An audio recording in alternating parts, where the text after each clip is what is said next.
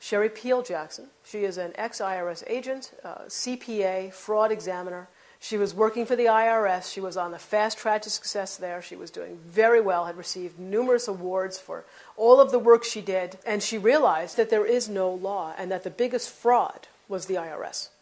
I tried to be the best at whatever I did. So when I got to the IRS, I hit the ground running. My first year in 1988, I got the Fraud Award. It's a big Shaped in Georgia award for fraud.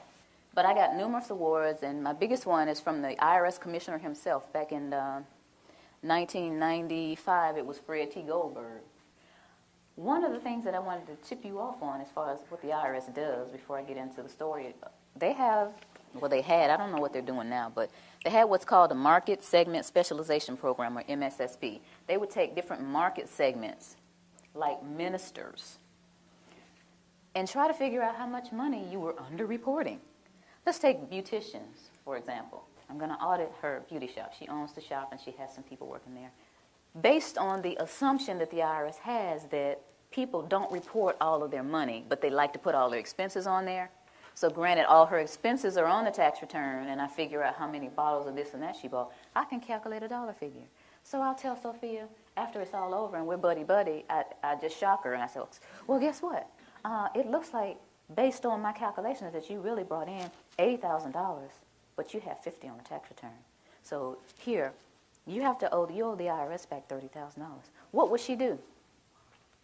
She would sign off on it. I only had 2 cases in 7.5 years where somebody actually bucked at me. People are so afraid. The government and the media have gotten you guys so afraid of the IRS that you don't even buck them. Now, mind you, she might have left some money off. Maybe there was several times where she just didn't report the cash. And maybe that's why. Maybe she has no idea how much she, quote-unquote, underreported. Maybe that was it. But they always acquiesce. They got one, anybody own a laundromat, they have one that will calculate, based on your water bill, how many loads were washed at your laundromat. And the point to all of this is what they do to people, and people just acquiesce to it. When I quit the IRS in 1995, and after maybe a year of being Jim Cleaver and realizing that that was just not me, I hung my shingle, which in accounting terms or business terms is you start your own business. Now, you know that picture of Uncle Sam, the one that says Uncle Sam wants you? I used that same picture, and I had it really big, and I says, Uncle Sam wants your money, but I'm a former IRS agent. I'm going to show you how to get it back. You know, the people came running. And then these people start coming to me saying, I keep hearing that we're not supposed to pay tax. Or I keep hearing that the tax law is a fraud. And like I said, I was raised differently. I never would look at that person and say, you're a cuckoo.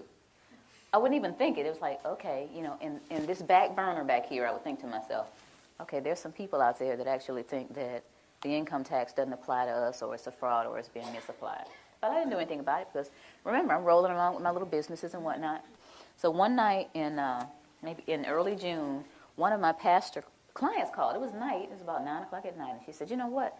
I think it was maybe a Wednesday night, after her Wednesday night service. She said, I've got this parishioner that just keeps bugging me about this income tax. She's talking about that we're not liable for the income tax, and she wants to talk to you. Can I give this lady your telephone number? And I said, okay. So maybe about 10 minutes later, this lady called me. She said, I have a question for you. Are we supposed to pay income tax or not? And I said, okay. Do you want the cuffed answer or do you want the real answer? She said, I want the real answer. I said, well, I really don't know. You know, even though I'm a former IRS agent, I haven't done the research, but I hear that there's a credible body of evidence out there that says that we don't owe the income tax. I was okay. I mean, I took the information. I was sitting there listening like, okay. And, you know, I said, okay, this lady had a lot of information. I don't know where she got it from. So a few weeks later, she called me again, and she said, Miss Jackson, remember that information I told you on the phone? It's in the USA Today. Pull it up on the internet. Okay, so I got the USA Today. It was July 7th, 2000. And it says, Dear we the people, most citizens are not required to file an income tax return. The 16th Amendment to the Constitution is a fraud. And if you file, you waive your Fifth Amendment rights. I said, okay, that's some of the stuff she was saying. Now, this is a lot of reading. But I kept reading because I was very interested, you know, being a CPA and into fraud and all that. I wanted to see what was going on. So here in the third column, it says, no one has been able to collect the $50,000 reward offered by Bill Conklin. to anyone that can identify the section of the Internal Revenue Code that makes a typical worker liable for the income tax. I'm serious about winning is $50,000. Okay, so it's at my desk.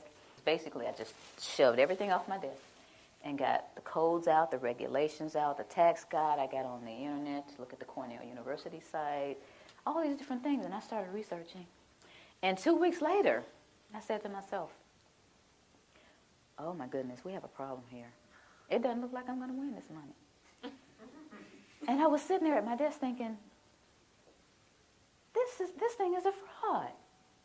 2 weeks it took me to sit there and realize that. I didn't just look at the positive, I looked at the negative, I looked at the IRS site. All these things are going on. This thing is a fraud.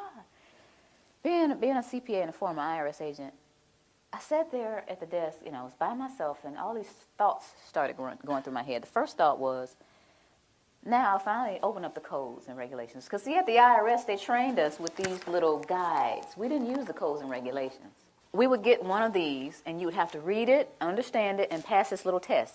And all these little guides that I got, I read them, and I made A's on all my tests. And I thought, and I guess the rest of the agents in training thought, that the information that was in here was the same that was in those thick codes and regulations. But it's not necessarily the same. The things that are in these training manuals are not necessarily the same thing as in the codes and regulations. I learned that in my studying. In the time that I was doing the research, I also learned about the pocket commission. Now, I'm going to let this go around the room, but y'all got to give it back. This is the outside that I purchased of the pocket commission that I had. And before I left, I had the sense of mind to make a copy. This is the little badge I used to flip out at people and say, give me your books and records. Give me your bank statements. Give me all your credit cards, And, people, okay, here. Even the counties, I go to the county, do it. I go just about anywhere and flip this little thing out and get whatever I want. There's a lot of power nuts out there doing that, guys. Y'all know it. Half of you already know about it. There's an enforcement pocket commission, and there's a non-enforcement pocket commission. And I started looking back at this thing. It has SER, Southeast Region. First of all, I'll read it. It has my picture up here, and it says, Sherry Jackson, whose signature and picture appear above, is duly commissioned as Internal Revenue Agent and has authority to perform all duties conferred upon such officers under all laws and regulations administered by the Internal Revenue Service, including the authority to investigate and require and receive information as to all matters relating to such laws and regulations. And it has SER and some other numbers and an A. And based on this Internal Revenue Manual, A means administrative. So I'm an administrative clerk out there on the front lines. And I'm an administrative clerk with a non-enforcement pocket commission. Okay, so I'm starting to get angry here. Starting to think about I had to take bribes and get little tape recorders taped to my body and the little microphones on me and go in and take bribes from people. But, thinking about stuff like that, what they got me out here, and I'm thinking I really have authority. And this is administrative, non-enforcement pocket commission. That was one of the other things I thought about. And then I thought about, and I found out, this is another issue, a levy versus a notice of levy. This is something that I didn't deal with a lot because I was an agent and I just assessed the tax. I wasn't a tax collector. I just assessed it. So this is a notice of levy. And someone said, hey, this is a notice of levy. This is what the banks get or your job or whatever. They said, look at the back of it. So I'm looking at the back of this notice of levy, and it says, Section 6331, levy and distraint. And then it says B and C. And I'm thinking, it starts off with B? What happened to A? So I looked up A. And here's A.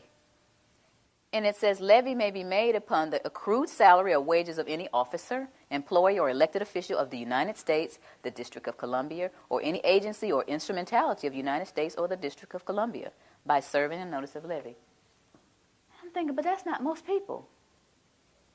That's not the person that works at AT&T or Bell South or Coca-Cola. That's not most people. Aren't people noticing that the A isn't on here? Aren't they curious about it? Why are they doing this? All this is going through my head during this period of time, then I'm realizing that there's a rat in the camp. That's what I call it. But this is the straw that broke the camel's back. The Federal Reserve is not federal. How many of you did not know before today that the Federal Reserve isn't federal? If you didn't, don't be shy. If you didn't know before today that the Federal Reserve isn't federal, raise your hand. Most people don't know that. 9 out of 10 people that I asked off the street don't understand that the Federal Reserve is a non-auditable private banking cartel. They are collecting 30